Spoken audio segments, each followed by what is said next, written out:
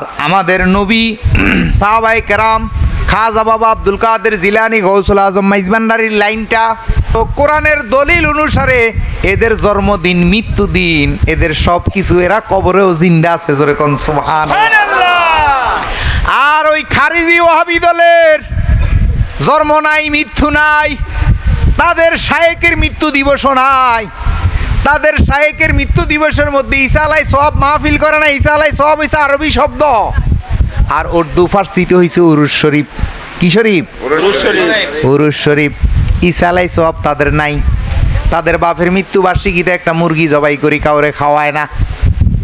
তাদের শায়েকের মৃত্যুবার্ষিকীতে গরু জবাই করি, পাগল ফকির মিসকিন খাওয়ায় না। এইলে বাবা আল্লাহ নিরপেক্ষ। আল্লাহ কি পক্ষ? আল্লাহ নিরপেক্ষ। সূরা শামসের মধ্যে বলে কদ আফলাহা মান তাযাক্কাহা। দ্বিতীয় আয়াতে বলে অকদ খাবা মান দাসাহা।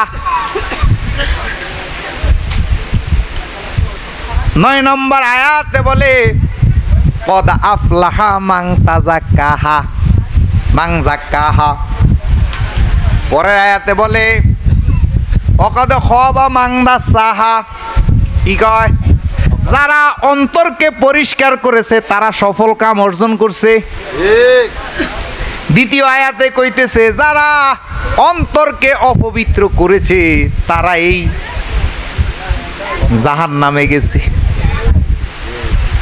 আল্লাহ দেখেন চোরের ঘরেও আলো দেয়, মুফতি মুহাদ্দিস শাইখুল হাদিসের ঘরেও আলো দেয়। দেয় কি দেয় না? তাইলে আল্লাহ পক্ষে না নিরপেক্ষ? চোরের পক্ষেও আল্লাহ আছে, নাইলে কেন আলো দিতেছে? তাই আবার হাদিস শরীফের মধ্যে বলছে আর দুনিয়া ও মাজরাতুল আখিরা, এই দুনিয়া হলো আখিরাতের খেতি সম্পদ।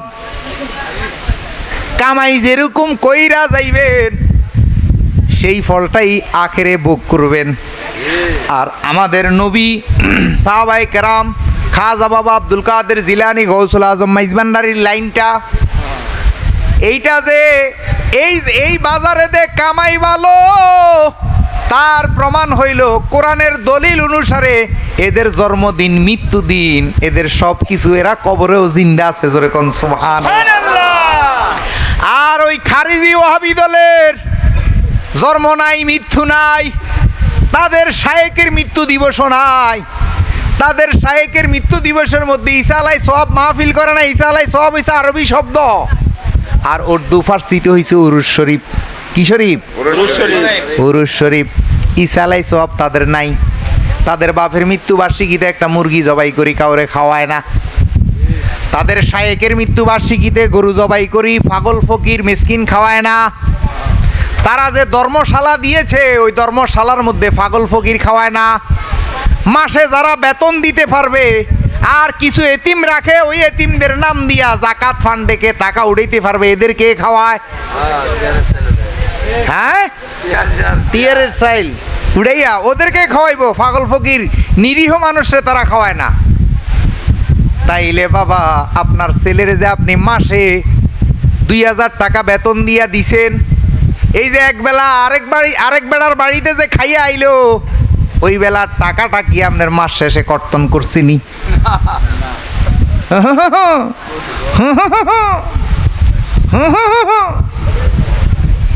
হকুল ইবাদ যা ঠিক নাই তার কোন ইবাদত আল্লাহর দরবারে গ্রহণযোগ্য না।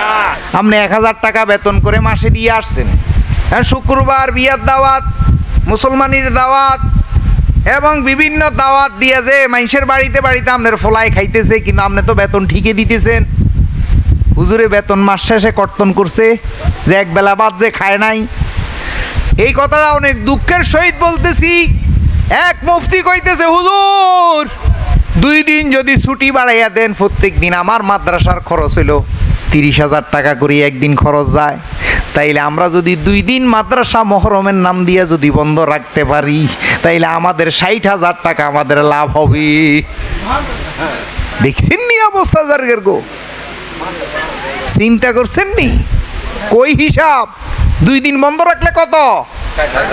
60,000 কার কাছে থাকবো? ও হুজুর মহরম জায়েজ বা না জায়েজ এটার বিষয় নয়। হুজুরে বুঝাই আর দূর মহরম টরম এটা আমরা এটা করি না, কারবালা টারবালা এটা আমরা মানি না। হুজুরে বুঝায় ছোট হুজুরে বুঝায়, হুজুর গো এই উসিল্লা দিয়া যদি 2 দিন মাদ্রাসা বন্ধ রাখা যায় তাইলে 60,000 টাকা আমাদের লাভ হবে। কয় হাজার? 60,000। তাইলে বাদ দেন, কারবালা হোক বা না হোক ছুটি দিয়া দেন। কি দিয়া দেন?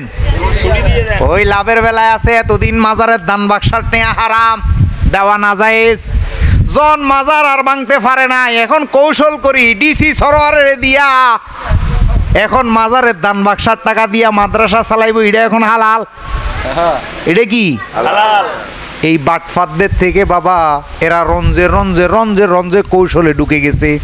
তাইলে এখন তাদের বাপের মৃত্যুবার্ষিকী নাই, তারা পাগল ফকির এতিম গ্রামবাসীরে খাওয়ায় না। তাই তাদের সম্পর্কে আল্লাহ বলছে তারা মরার সাথে সাথে মাটিরটা মাটির সাথে মিশে যাবে, তারা মরার সাথে সাথে আগুনেরটা আগুনের সাথে চলে যাবে, তারা মরার সাথে সাথে হাওয়াটা আপনার এই দেহটা 4টা মশলা দ্বারা গঠিত। কয়টা মশলা? 4টা। আগুন, পানি, মাটি, বাতাস। আল্লাহ কোরআনে বলতেছে মিনহা খলাকনাকুম। চিন্তা করছেন নি আরেকটা কথা, জানাজার মধ্যে জানাজার পরে কবরে শোয়াইতে এই দোয়া পড়ায়। কোন দোয়া?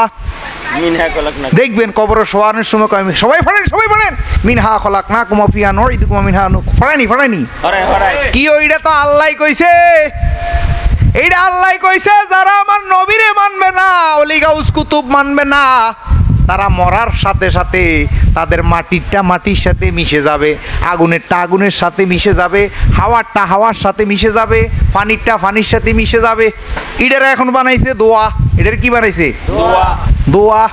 হা দোয়া যে কোনটা এটাও তো বুঝে না, কি বুঝাইবেন?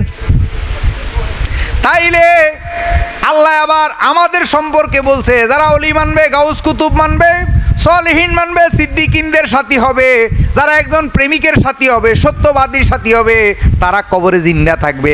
নাউম নাউম কইয়া ঘুমাইয়া দিব রে, কেয়ামত পর্যন্ত তারা রিজিক প্রাপ্ত হবে। এই জন্য নুরা পাগলার লাশ 13 দিন পরেও জিন্দা, এই জন্য জসিম মাইজভান্ডারির লাশ 15 বছর পরেও জিন্দা, এই জন্য নবীর সাহাবার লাশ 1500 বছর পরেও জিন্দা। এই জন্য বাবা আকবর আলী রেজবির মুরিদের 5 বছর আগে কবর দিছে, তার লাশ অক্ষত। জোরে কোন আলহামদুলিল্লাহ। এরকম অসংখ্য অলি প্রেমিকের লাশ, অসংখ্য পাগলের লাশ অক্ষত অবস্থায় কবরে আছে। কেন? আল্লাহর কোরআন সত্য, আমার নবীর কথা সত্য। জোরে কোন আলহামদুলিল্লাহ। তাইলে বাবা প্লেনের মধ্যে যারা প্লেনে উঠছেন, লঞ্চে উঠছেন, ট্রেনে উঠছেন, একটা টয়লেট আছে না নাই? প্লেনে টয়লেট আছে না নাই? এই প্লেনটা টয়লেটটা কোটা নিয়েও মক্কা মদিনা নিয়ে যাইতেছে। ট্রেনের মধ্যে যে টয়লেটটা আছে এই টয়লেটটা কেউ মাইজভান্ডার টানি নিয়ে যাইতেছে, আজমির টেনে নিয়ে যেতেছে। লঞ্চটার মধ্যে যে টয়লেটটা আছে এই টয়লেটটাকেও লঞ্চটা টেনে সুরেশ্বর দরবারে নিয়ে যাইতেছে। যাচ্ছে কি যাচ্ছে না? বাবারে কোনো কিছু লাগবে না, যদি একবার সুরেশ্বরীর ট্রেনে উঠতে পারো, গৌসুল আজম মাইজভান্ডারির ট্রেনে উঠতে পারো, দয়াল নবীর ট্রেনে উঠতে পারো, ওই লঞ্চের টয়লেটটাকে যেইভাবে মক্কা মদিনায় নিয়ে যাচ্ছে, লঞ্চের টয়লেটটাকে যেইভাবে সুরেশ্বর নিয়ে যাচ্ছে, ট্রেনের টয়লেটটাকে যেইভাবে মাইজভান্ডারে নিয়ে যাচ্ছে, বাবারে তুমি আমি যদি একবার যদি অলি আল্লাহর নৌকায় যদি উঠতে পারি গো, ওই টয়লেটের মতো হইল আমার গৌসুল আজম মাইজভান্ডারি পার করে নিব। জোরে কোন আলহামদুলিল্লাহ। ওরে কত মহামনি ঋষি, ওরে নাম জপে তার দিবানিশি, ওরে ওই নাম জপিলে পাবে মরা দেহে প্রাণ, ওই নাম জপিলে দুই কুলে সুলতান ভান্ডারি, দুই কুলে সুলতান, হাই দুই কুলে সুলতান ভান্ডারি। আরে তোমার মতো কে আছে আর এমন দয়াবান, তোমার মতো দুই কুলে সুলতান ভান্ডারি, দুই কুলে সুলতান, দুই কুলে সুলতান ভান্ডারি। বাবা ক্ষণে থাকে আসমানেতে, বাবা ক্ষণে থাকে জমিনেতে, বাবা ক্ষণে থাকে আসমানেতে, এ বাবা ক্ষণে থাকে জমিনেতে, ওরে এক পলকে সায়ার করে সারাটি জাহান, এক পলকে সায়ার করে সারাটি জাহান। দুই কুলে সুলতান ভান্ডারি, দুই কুলে সুলতান, দুই কুলে সুলতান ভান্ডারি। আরে গফুর ফুরহালি কেন্দে বলে আমার মাইজ ভান্ডারির চরণ তলে আরে এই টিফু কেন্দে বলে আমার কাশেম বাবার চরণ তলে আরে মরণ কালে চরণ তলে দিও আমায় স্থান মরণ কালে চরণ তলে দিও দুই কুলে সুলতান ভান্ডারি দুই কুলে সুলতান দুই কুলে সুলতান ভান্ডারি আরে তোমার মতো কে আছে আর এমন দয়া ভাঙ্গো বাবা তোমার মতো কে আছে আর এমন দুই কুলে সুলতান ভান্ডারি দুই কুলে সুলতান দুই কুলে সুলতান ভান্ডারি আরে কত মহামনি ঋষি বাবা নাম জফে তোর দিবানিশি কত মহামনি